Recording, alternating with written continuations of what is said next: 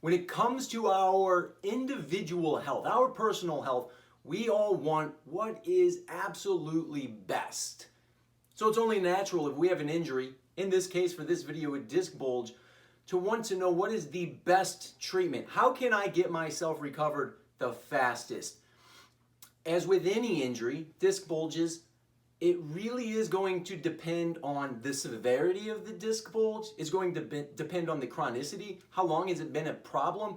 And very importantly, what is your individual posture type? What are your movement patterns? Because we all need a little bit of an individualized approach to correct our own particular postural faults or movement dysfunctions. But let's go through some of the more common, more popular treatment options and maybe talk about each of them individually and maybe which scenario each of these treatments might be the best option for you. So one of the first things that people will talk about is bending backwards. It's a technique called McKenzie. It revolves around, they do a lot of extension in this technique. So for example, people will stand, bend backwards, or they'll lay on the floor on their stomach and they'll press up. The reason they do this is because one of the most common mechanisms or reasons that people get a disc bulge in the first place is repetitive flexion forces through their spine. And so this bending backwards, it will put the opposite force in their spine. This seems to work really well for either a very mild disc bulge or a recent episode of disc pain. If the disc bulge is severe enough, or if it's more chronic and they've lost some of that space in between their bones, that disc space, say that disc is here, well, it's been flattened a little bit because it's been there for a while. Well, those bones are closer together and now this bending backwards force could aggravate it. And that's a good example of where one therapy or this one particular therapy will work well for one person, but it's not going to work well for somebody else. So some other options, traction. They call it spinal traction. You might hear it as decompression therapy, or the inversion tables where you strap your feet in these boots and you hang upside down.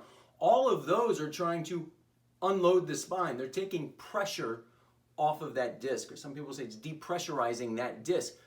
That seems to work really well for a lot of people, and that can be part of a good strategy. It's probably not the only thing that needs to be done, but it could be a very good part of a strategy for some people.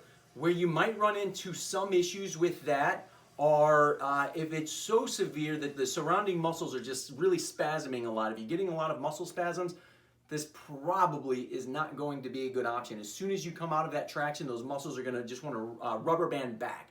They're going to want to contract. So there could potentially be sometimes a little bit of trial and error, finding out which therapy might be the best for you. Again, I'm just going over some options, the more popular options for treatments for disc bulges. Okay, so another one, spinal manipulation. As a chiropractor, I do perform a lot of spinal manipulations, or some people will call it a chiropractic adjustment. What this is doing is freeing up the joints. It's mobilizing those joints in those areas that are stiff, they're restricted. It also has pain relief benefits to it, and it's going to sometimes relax some of the surrounding muscles. It can definitely be a good option if you do it too frequently around an area that's unstable.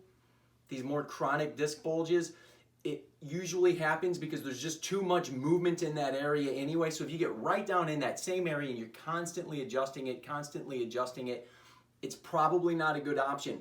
But doing it a few times just to mobilize the surrounding areas can help reduce muscle spasms, can help relieve pain, and especially if you go above or below the area that has been injured, it can free those segments up, give you a little bit more range of motion in those surrounding segments so that things are a little bit more balanced around the entire region. So spinal manipulation, again, can be another option among other therapies when you combine all of these therapies together.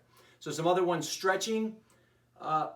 When we have disc bulges, we tend to want to stretch it out because, again, the surrounding muscles are tight. In many instances, you're doing more harm than good. If you check out my video, I'll put it above here. You can click on it, or it will be in the description below. Talk more in depth about stretching and the best stretches. But sometimes with a disc bulge, you don't necessarily want to stretch in the region of the spine, but you want to stretch those surrounding regions. You want to stretch the hips and you want to stretch the mid-back a little bit more. Again, I've got plenty on that on another video with stretching. Massage, or called myofascial release. This can be a good way to get a little bit of circulation in the area. Again, loosen up the tight muscles in that region, and it just feels good. You're stimulating a bunch of nerve receptors in the area, so it can feel good.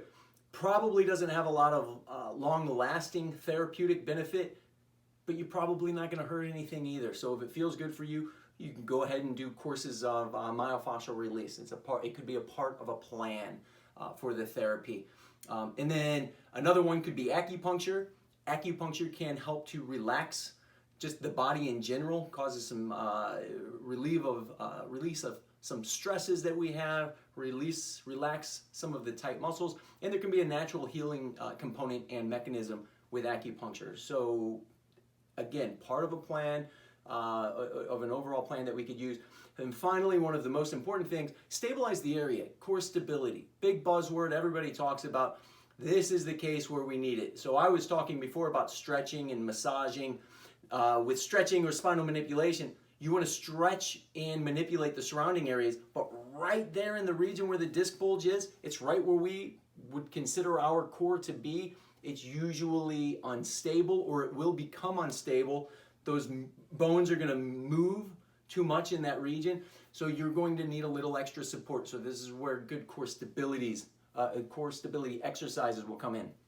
And same thing, if you click above right here, I have videos for some of those basic exercises. It is in the description below. You can watch those.